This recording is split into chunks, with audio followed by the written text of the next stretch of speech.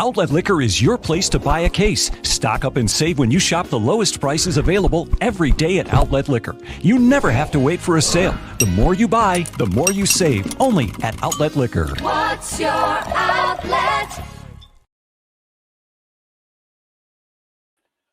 Welcome, everybody, to the season finale of I'll Hang Up and Listen.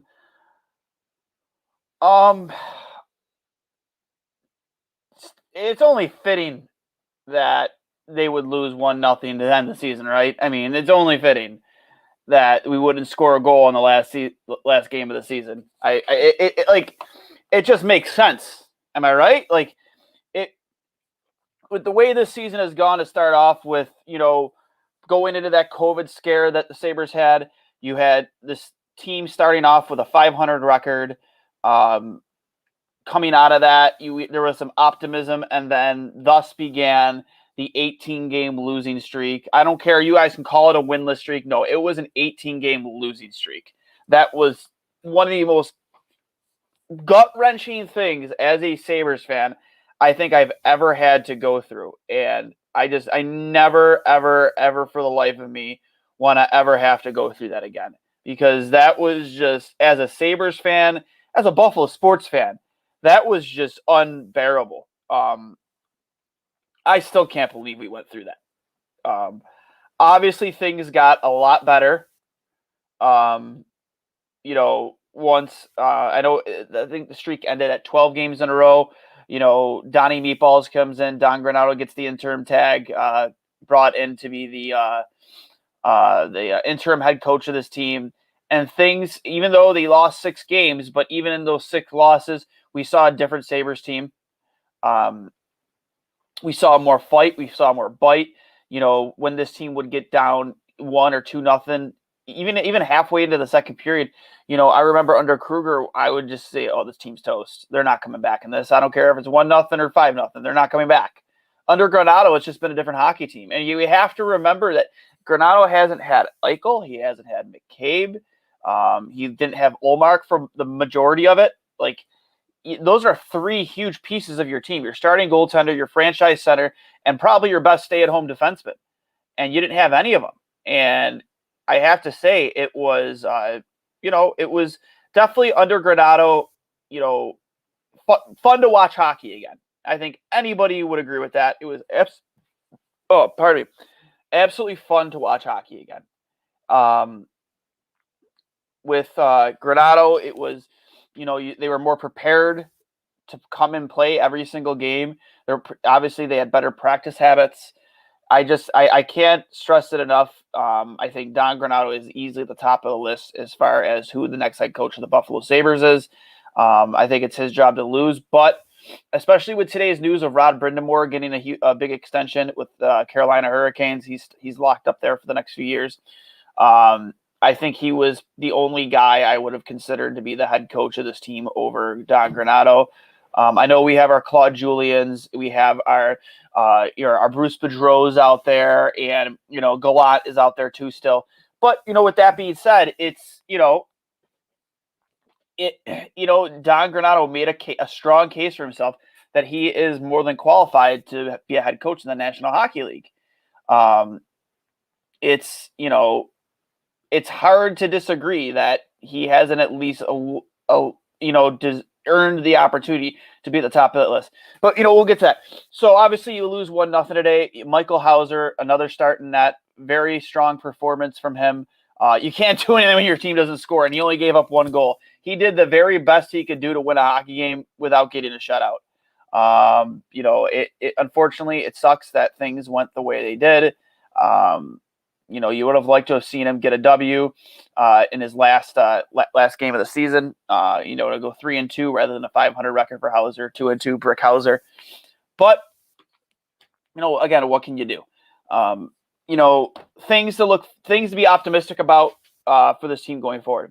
Obviously, you have to remember, as I stated before, you didn't have your franchise center for a good chunk of the season. The guy was playing hurt from the get, had fractured ribs. Then he had the bum ankle, and now this cervical issue, this hernia thing. Jack Eichel has had a difficult year. Make no bones about it.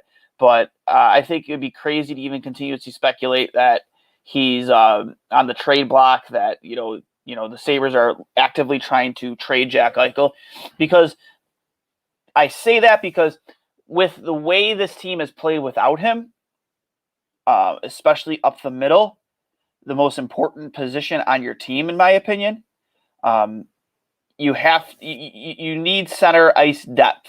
It's something this team has lacked since we lost Briere and Drury in the same offseason. Now, if you re-sign Sam, and you you keep him at center, you now have Jack Eichel as your number one center, Sam Reinhart as your second line center, and then Dylan Cousins is your third line center. Or you could flip-flop those two. You have ask Sam to be your shutdown center role, a guy who could play against the other team's top lines, which, again, is, I'm fine with that. Completely fine with that. So with that being said, it's something to look forward to and be optimistic about. Things not to be optimistic about: the current goaltending situation with this team. It's a scary thing. It is an absolutely terrifying, scary thing. I hope that, we can get that resolved. I hope that, we can bring back Linus Ullmark on a very team-friendly deal. I'm not willing to back up any Brinks truck or any truck, for instance, to overpay Linus Ullmark just because he has the injury issues. It's been difficult with him for a while now, getting him to play a full season and stay healthy. I can't stress it enough. You never want to overpay your goaltenders. You look at what's going on in Montreal, paying Carey Price $10 million a season, and it really handcuffs the rest of the team. And then obviously you paid, Bobrovsky down in Florida $10 million a season. He's not even the starter. Drieger and now Spencer Knight, they've kind of taken the reins there. It's difficult, man. It's difficult. So that is something that they need to address in the offseason. It should be priority number one for them to address. I hope that, again, I mentioned Drieger earlier, Florida goaltender. I'd like to see what type of price it would cost to bring him in here. Because I think he's a guy, at least for sure, he deserves a look. Has earned that. Look at what Jack Campbell did in Toronto. I hate, glorifying the Toronto Maple Leafs, but he was 16-2-2 last time I looked, which is insane. Jack Campbell, the guy's definitely earned himself a new contract, a huge raise in pay, but you just don't want to pay your goaltenders that much money. Sorry. For me, I max out around $6 to $6.5 million, per year on any goaltender. You can't justify paying a goaltender that kind of money for me. No, thank you. No. Other reasons to be optimistic: the play of Casey Middlestat this season. Big surprise, especially after Granato took over. You have to admit, under Granato, Casey Middlestat looks like a top 6 hockey player. And that's where I see Don Granato making his strongest case to be the next head coach of this hockey team, is the play of Casey Middlestat, the play of Tage Thompson, how much that improved, the play of the reemergence of Rasmus Dahlin under him. It's, night and day, compared to what it was before. We were hoping that, Casey Middlestat could find a way to stay in the bottom 6, let alone the top 6. We were talking about him being a career AHL hockey player, a guy who wasn't committed, wasn't motivated, wasn't willing to put the work in off the ice to be on a full-time NHL hockey player. We were wrong. And, I'm a Casey Middlestat apologist. The guy, night and day compared to what we've seen the last 2 seasons. Dylan Cousins, the leadership he's shown. I mean, I don't want Dylan Cousins being the guy to go around throwing fists and fighting and, being the guy to, cash in receipts or however you want to word it. But you can't deny that Dylan Cousins, the workhorse from Whitehorse, has not showed an innate ability to lead and to produce. He is everything as advertised and is worth the 8th overall pick it took to draft him. Another thing too, we have, you see Yoki Harju really start to turn the season around under Granato. Ristolainen just completely fell off the rails after McCabe got hurt. That was very, very depressing. I can't stress that enough. How we got to find a way with the expansion draft looming. Maybe find a way that we could maybe get him off the books. Just do whatever we have to do to get Rasmus Ristolainen off this hockey team. I may be more optimistic than most others in terms of the direction of this hockey team. I know people like to say that this team is far away from playoffs. I really don't think so. I've been saying it for a while. We're getting into the expansion draft is here. We have an opportunity to possibly unload some bad contracts, which is huge. I mean, how can you not look forward to that? The opportunity to maybe unload that Cody Eakin contract, maybe unload.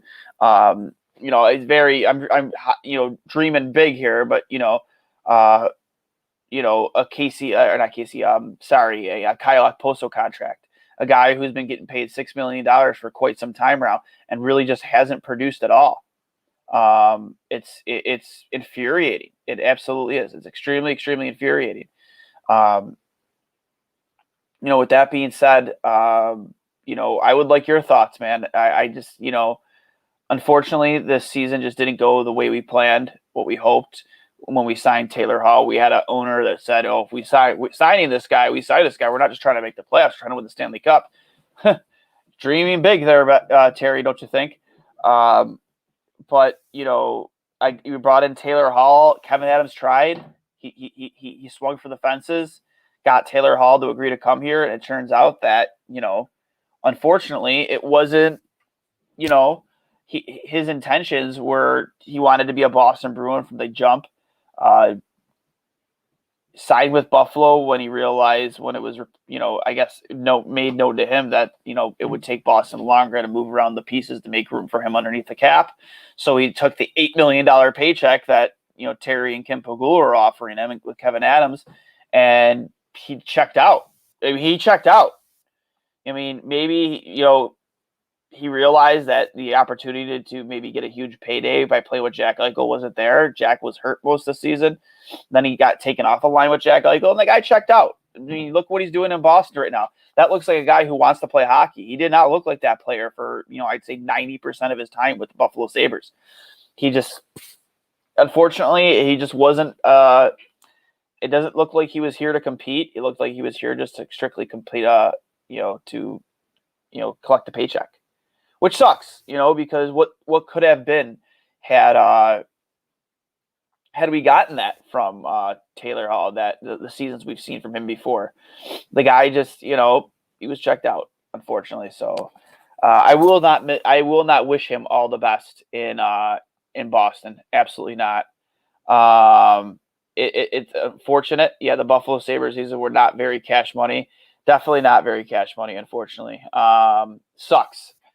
But again, there are reasons to be optimistic. We have a lot. We saw a lot of hope coming from some of these young, talented hockey players, guys like Will Borgen. We saw a lot from Matthias Samuelsson in this short amount of time we've seen him play. You have obviously Jacob Bryson, who will probably be in Rochester again next season. But he showed some promise. He showed an innate ability to rush the puck and create offense. I was pleased with some of the good things I saw from him. Yes, I will keep my head up, Johnny. It's difficult. It's difficult for me to. It's easy for me to always be doom and gloom, but I don't want to always be doom and gloom. I'm always this type of Sabres fan that's going to try and find, the optimism, the bright side of things, the light at the end of the tunnel. I will do my best to find those things, and that's what I'm doing here. I'm doing my very best to, find the good in a bad situation. Obviously, we celebrated RJ's 50th season. They finally decided to do something about it. Celebrate Rick Janneret's 50th season as play-by-play commentator for the Buffalo Sabres. Maybe they saw our tweets from yesterday. Maybe it's like, oh man, we got to do something here special. I don't think that was. I think they did have this planned most of the time, but it would have been nice to see more done throughout the season. It was an opportunity to really highlight a positive thing in a season full of negatives, and it was just depressing from start to finish. Not depressing start to finish. In the tenure of Ralph Krueger, it was nothing but misery, absolute misery. But it was nice to you really commemorate 50 years of RJ with that video they did today and playing some of his his best clips. And I am very pleased with that. I hope that we do get something live next season with fans in the house, because I think RJ deserves that. I think RJ deserves to have us, show him our thanks, show him that we, support, support, and are thankful and grateful for the 50 years he's given us through all of the good times and the bad. So, I hope they do something next season, maybe at the home opener, or maybe during a Sabres Toronto home game. That would be nice. If it's against any team, I would like it to be against Toronto, because those gave us some of the best goal calls that Rick's ever given us during those old Buffalo Toronto Maple Leaf rivalry games and even playoff series. So that's my hope. Other positive things, obviously, UPL, Ukko-Pekka Luukkonen. He showed that he belongs in the NHL. There's still some left there to be desired. I hope that we could. I really do hope that he isn't on this roster next season. I still want him to play a full season in Rochester in obviously a different setting. Have him be playing for something. They weren't playing for playoffs this year. They're playing just to play. I really would like him to get a full season in Rochester and compete for a Calder Cup. And have Kevin Adams, either bring back Linus Ullmark or find us 2 goaltenders that can help this team win next season. But that's just another positive that we had from this season, for sure. Yes, RJ is an absolute legend. I hope he sticks around for the season. I think he's got a few extra seasons left in him. I really do. It's just unfortunate. Again, it was a missed opportunity throughout the year that maybe we could have highlighted something positive rather than to deal with all the negative all the time with what was this season. We got Royal Blue back this year. Obviously, I'm wearing my Royal Blue jersey. Got it for Christmas. Thanks, Dad. Thanks to my stepmom, Holly. Appreciate it. But the reverse retro jerseys were dope. Didn't get myself one of those, but they were a nice jersey. Hopefully, maybe we get a goat head jersey back here next season. I don't know. We'll see. Maybe that was a sign of more good things to come. Maybe Kim can get her head out of her ass and continue to do some more positive things. But listen, guys, I don't want to take up too much of your Saturday. I'm sure everybody's out there having a good time, having a blast. We're going to have a lot more we'll have the draft lottery coming up soon. We'll see where the Sabres will pick. Hopefully at number 1, who's it going to be? Is it going to be Beniers, Power? There's both the kids from Michigan. There's some other names out there that we're going to highlight on Two Goalies, One Mike here coming soon. Obviously, we have the expansion draft coming up with Seattle. That should be interesting. There'll be a lot of trades, a lot of action between GMs. Should be a lot of fun to watch, and hopefully the Sabres are involved, wheeling and dealing. Hopefully Kevin Adams is wheeling and dealing, and maybe we get more clarification in this a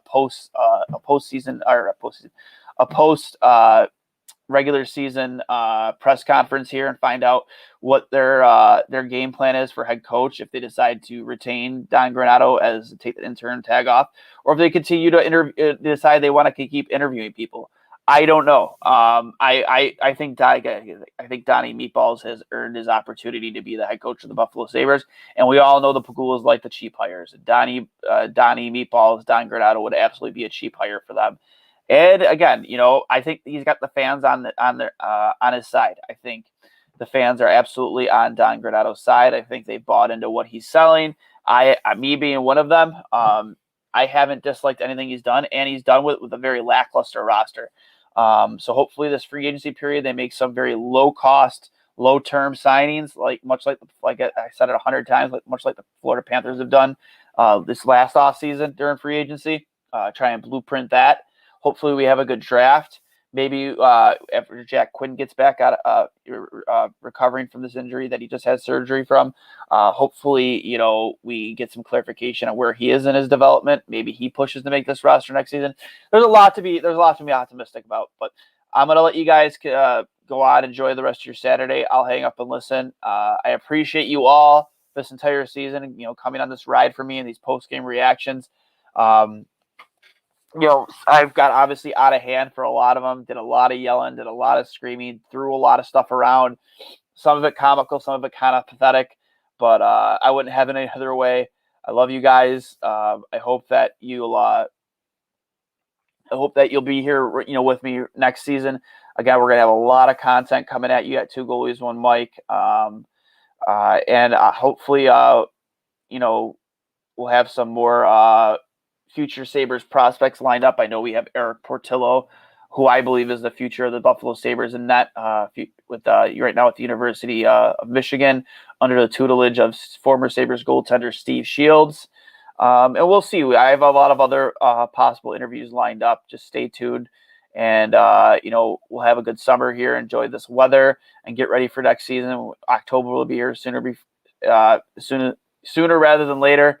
It's right around the corner, kind of, sort of, for me at least. I hope it goes by quick.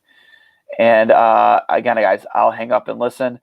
Sorry to drag this out. I enjoy talking to you guys. So enjoy your weekend. And let's go Sabres.